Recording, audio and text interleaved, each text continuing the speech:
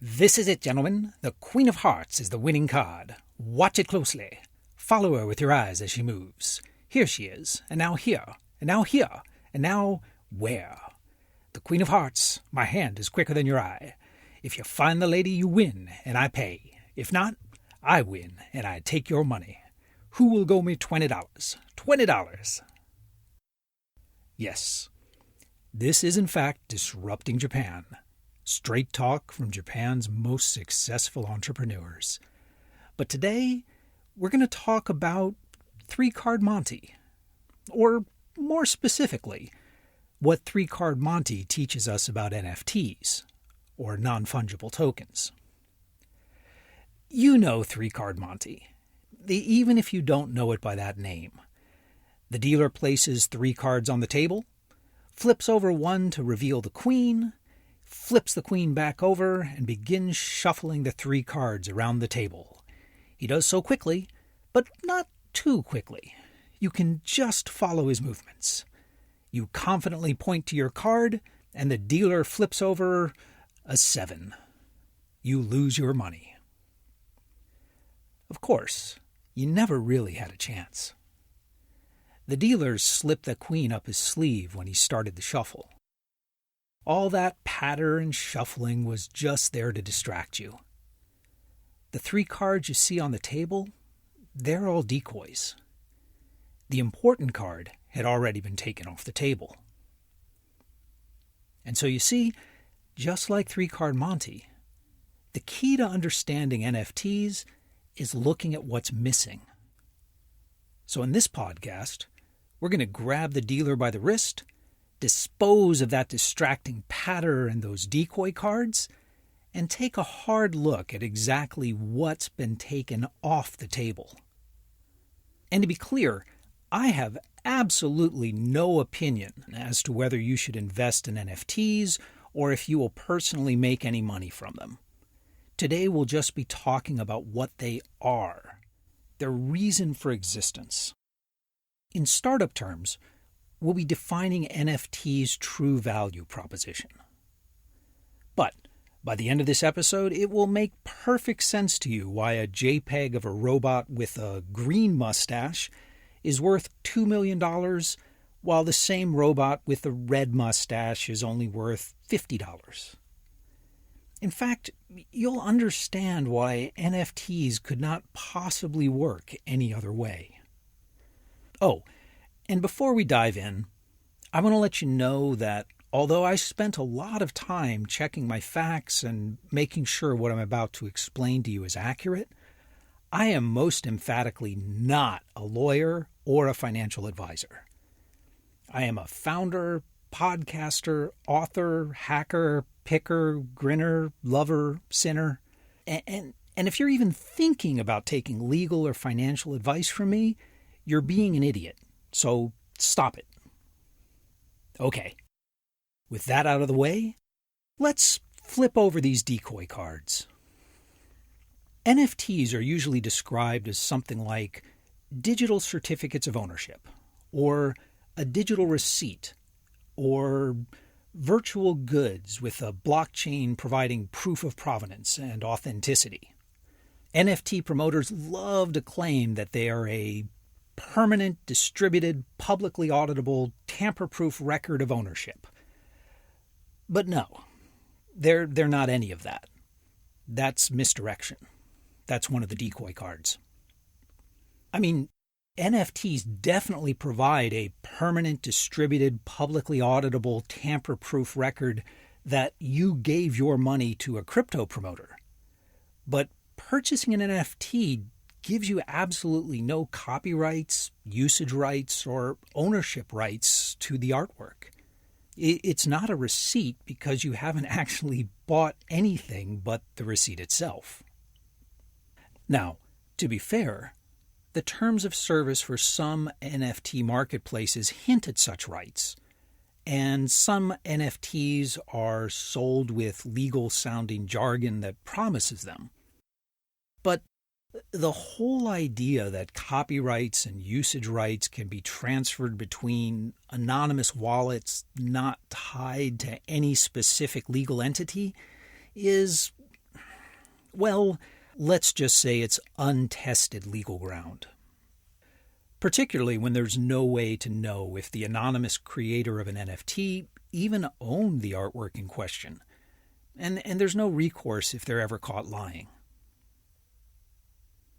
Now, you'll find that most promoters will quickly back away from the ownership claims when you challenge them. They then fall back to the second decoy card. Well, they say, NFT buyers are not really interested in the legal minutiae of copyright law. To them, NFTs are more about bragging rights. NFTs provide a permanent, distributed, publicly auditable, tamper-proof record that they have the bragging rights to a specific piece of art. Okay, let's flip over this decoy card as well. Now, unlike copyrights, bragging rights don't seem to have any basis in law, so I can't address them specifically. But it's important to realize that the artwork in question is not on the blockchain. It's just a URL. Once again, you have a permanent, distributed, publicly auditable, tamper-proof record that you gave someone your money, but you only get a URL in return. Presumably, that URL resolved to a nice drawing of, a cat wearing sunglasses or something when you sent them your money. But after that, there are no guarantees. Domain names can be sold or go dark. Someone could take that image down or replace it with another one. You really have no control over any of that at all. In fact, it might be hard to prove it was even done. You just have to take them at their word that they will maintain this site for you forever and for free. But hey, I'm sure it'll be fine. If you can't trust the solemn promise of a crypto promoter, who can you trust? All right, let's flip over the third and final card before we look up the dealer's sleeve and see what's there. NFTs are a way to ensure that artists and creators get paid for their hard work. No, they are not. And as a former professional musician, this is the decoy card that kind of annoys me the most. This line of bull usually starts with the word imagine, as in, imagine if artists could get paid every time their work is resold, or imagine if you could take a unique digital item you create from game to game, or imagine if musicians could be guaranteed to receive the royalties they are owed. Well, okay. I'm a fairly imaginative person, and I can imagine all kinds of wonderful things. But in reality, NFTs are not enabling any of this. There are plenty of existing platforms and systems that do all of this right now, and NFTs don't seem to be improving or replacing any of them.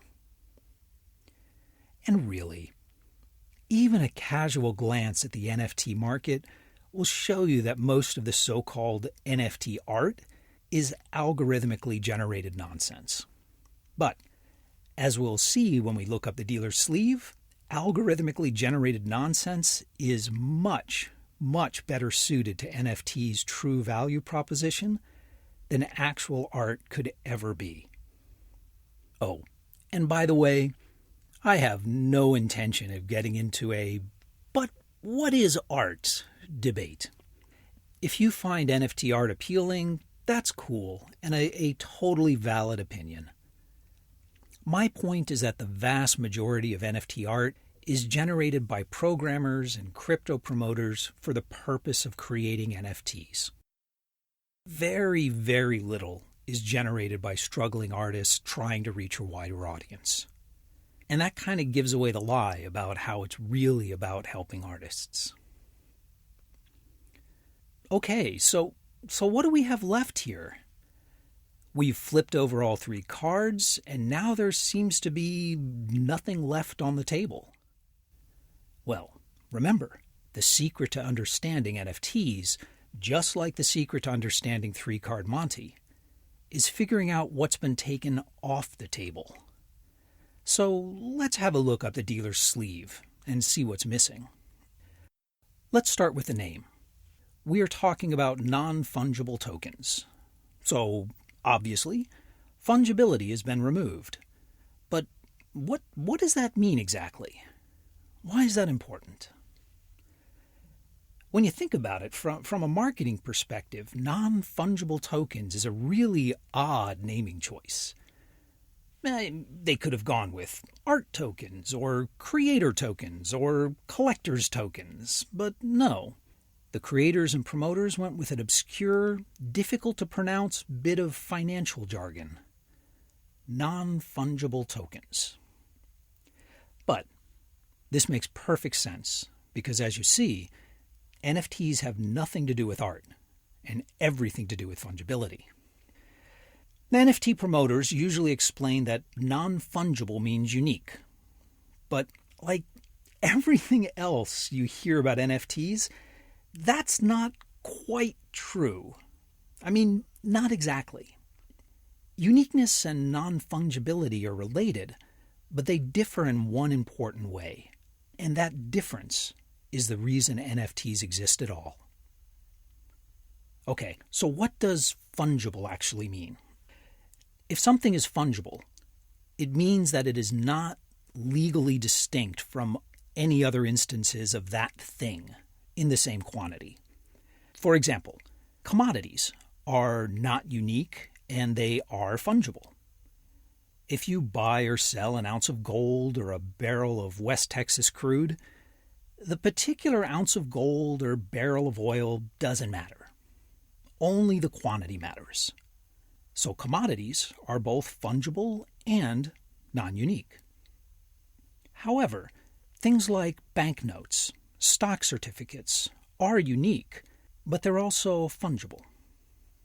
Banknotes and stock certificates have serial numbers that uniquely identify them, but that uniqueness is legally irrelevant.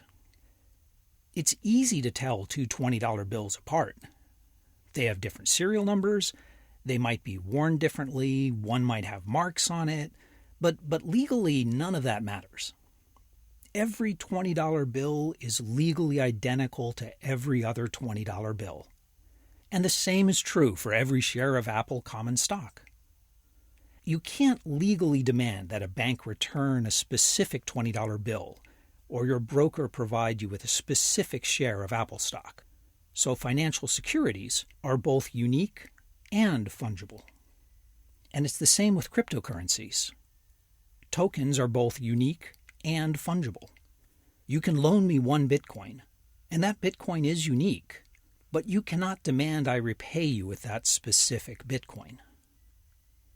Our whole financial system is based on this concept of fungibility. And for anything to be considered a financial security, stocks, bonds, Bitcoin, it must be fungible.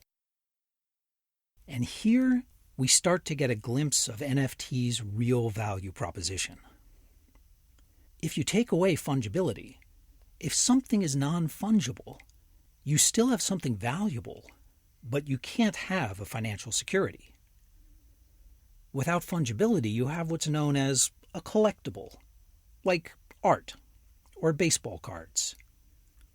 Baseball cards have value. They're owned, they're traded. They don't have unique serial numbers or identifiers, but they are not fungible. My 1972 Topps Nolan Ryan card is different from any other 1972 Topps Nolan Ryan card. Faded colors, scratches, tiny creases, little marks, they all influence the value of my card. And so the price of each card must be determined individually. And this is what distinguishes a collectible from a security like a share of Apple stock, each of which is worth exactly the same, regardless of condition or appearance. Okay, fine. So NFTs can't be securities. What does that give us? Again, just like Three-Card Monte, it's not what we get, but what's been taken away. The important thing is what's been taken off the table. Now, if you want to buy and sell securities, there are a lot of laws and oversight. There are strict know-your-customer laws that must be obeyed, auditing and reporting requirements that must be followed, and a ton of anti-money laundering regulations. These are all taken off the table when you're dealing in collectibles. If you're running a crypto exchange, you're dealing in securities, and you're going to be regulated just like a real stock market. If you're running an NFT marketplace, on the other hand, you're regulated like the local comic book store. Not fungible, not a security. Not a security, no pesky SEC regulations, or know your customer requirements. At least for now. Okay, but in practice, why is this useful? Well, with the security laws taken off the table, there are two basic ways of reliably making a lot of money in NFTs. We'll call them the illicit and the opportunistic. First, let's deal with the illicit. Money laundering, at its core, is simply the process of getting money earned from illicit activities into the world financial system. But that's not easy to do. If you show up at the bank with $5 million in cash, you also need to have a really good explanation of where those funds came from and a paper trail to back up your story, or the bank is just not going to take your money. Those pesky know your customer laws that we talked about before, they forbid it. And this is a challenge for the crypto black market. It's relatively easy to get dirty money into crypto, but getting any significant amount out, well, that's hard. Remember, most governments consider crypto to be a security, and crypto exchanges must follow the same know your customers laws that banks do. NFTs solve this problem nicely. Let's say that you have $20 million in dirty money from, I don't know, drugs, ransomware, torturing puppies. It doesn't matter. Let's just say you're a bad person with a lot of money. Odds are a lot of that money is already in crypto. But if it's not, getting it into crypto is trivial, and you can do it from anywhere in the world. So, how do we make this work? Step 1. Use a little bit of your clean money to set up an account and buy some NFTs. Step 2. Cover your tracks by moving some of your dirty crypto through altcoins or Monero, or some of it through off-chain transactions, maybe some of it through Tornado or another tumbler, and have it eventually wind up in a brand new wallet that you control. Step 3. Sell some NFTs to your new mystery wallet for a huge profit. Step 4. Report the sale, pay your capital gains taxes, and deposit your new squeaky clean money into the bank. Now, in the real world, of course, the process would be automated and involve thousands of wallets and transactions, but you get the basic idea. And you could also run the process in reverse if you wanted to take a tax loss and needed to move money into crypto. In effect, NFTs are instruments that act like securities, but can't be regulated like securities. This is their core value proposition. And I have to admit that it is absolutely genius. This is why algorithmic art is so perfect for NFTs. You or I, as rational human beings, can look at a set of 10,000 pictures of a robot with minor algorithmically generated variations and understand that these so-called collectibles are not actually scarce, and that there's not really any artistic difference between the robot with a green mustache and the one with the red mustache. Sure, you and I can see that. But the law? Well, the law can't see that at all. The red and the green mustaches make them clearly and visibly different, and the market obviously values them differently, so yeah, legally NFTs are clearly non-fungible. Legally, they are clearly collectibles. And it is exceptionally hard for a financial regulator to argue it any other way. You see, NFTs don't exist to support the art. The art exists to support the NFTs. It doesn't matter what NFTs look like. All that's required is enough variation in appearance and valuation to demonstrate that they are non-fungible and therefore should not be regulated as securities. Algorithmic art is perfect for this. Now, before we get into the opportunistic method of making real money with NFTs, I want to state what should be blindingly obvious. Most of the people who are minting and trading NFTs are not laundering money. Of course, most of them aren't making real money either. But even if you have no need or desire to launder money, you can still make an astounding amount of money opportunistically and, at least for now, legally, using securities that can't be regulated as securities. From pump and dumps to false disclosures to price manipulation, you have the whole pre-SEC history of securities fraud from which you can draw inspiration. And even for those whose moral compasses will not lead them into such gray areas, there's still plenty of money to be made. Let's face it, selling virtual goods for real money is always an attractive business model.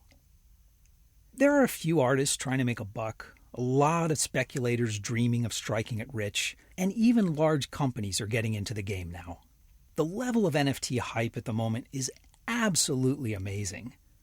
OpenSea is bringing in $80 million a month in revenue and is rumored to be valued at $18 billion. With the market so frothy and irrational, it seems perfectly reasonable that an NFT of a cat wearing a monocle was sold for $5 million.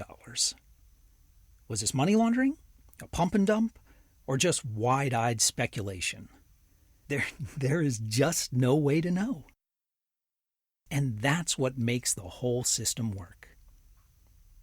Now, in the end, NFTs will turn out to be a medium-term phenomenon.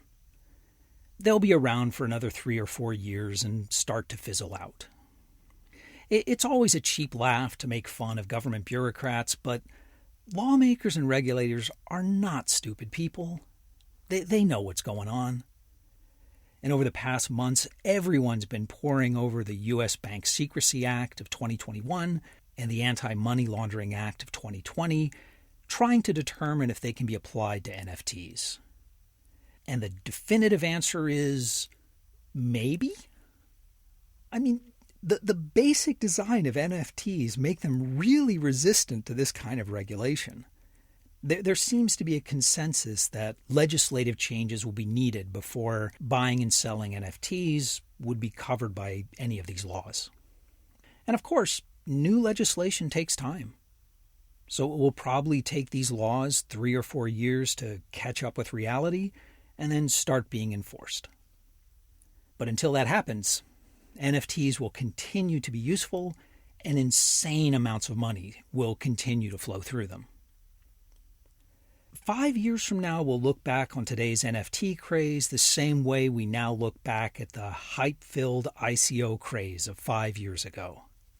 Hey, do you remember ICOs? Do you remember how ICOs are going to disrupt finance, democratize investment, take venture capital away from the elites, and unleash a huge wave of innovation? Yeah, I remember that too. It didn't happen. In addition to the financial similarities between yesterday's ICO craze and today's NFT craze, I'd like to share a personal one with you. At the start of 2018, near the height of the ICO hype, I published an article in Forbes that explained how ICO-based startups were locking themselves into a cash flow structure that put them at a horrible competitive disadvantage, and that this basically guaranteed that ICO-based startups could never develop into real businesses. I thought it was a fairly straightforward financial analysis, and, by the way, one that turned out to be 100% correct. Now, a few readers did contact me to talk about my financial analysis, but wow, the overwhelming response was anger and accusations. The takeaway for most people was not the financial model that I found so fascinating, but that by talking about it, I was somehow accusing everyone involved with ICOs as being criminals or scammers. which is absolutely not true.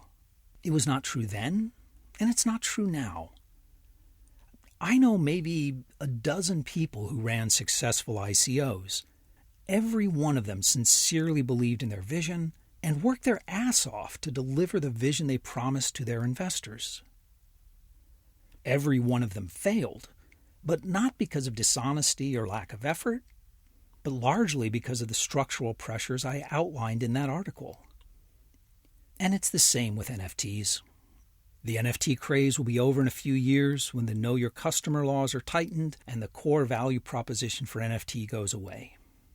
And while there are certainly no shortages of scammers in NFTs or in anything related to crypto, the NFT craze is just not a good guys and bad guys kind of story. At its heart, it's a dry financial story with a thick layer of juicy hype slathered on top. And I totally get why it's the hype that everyone wants to talk about. But me, I'm a sucker for a bit of dry financial deconstruction. Bragging rights may not be legally enforceable, but they do have real economic value. We now have celebrities showing off their NFTs, and promoters showing that celebrities are buying NFTs, and consumers buying those NFTs hoping that they can be one of the cool kids. And that's all perfectly fine. I don't think modern capitalism would continue to function if we all suddenly stopped caring if we were one of the cool kids or not. If you want to buy or sell NFTs, please don't let me stop you. Hell, if you want to slap down a $20 bill and play around a Three-Card Monte, I say go for it. I'm not here to judge. My only real advice is that you should understand how these games actually work. You should know what you're getting into. If you want to talk more about the financial aspect of NFTs and their true value proposition, I would love to hear from you. So come by disruptingjapan.com/show188 and let's talk about it. If you leave a thoughtful comment, I guarantee I'll respond. And hey, if you enjoy the show, tell people about it. In this age of omni-channel advertising and reviews as a service, you'd be amazed just how much power your honest recommendation carries. But most of all, thanks for listening. And thank you for letting people interested in Japanese startups know about the show. I'm Tim Romero, and thanks for listening to Disrupting Japan.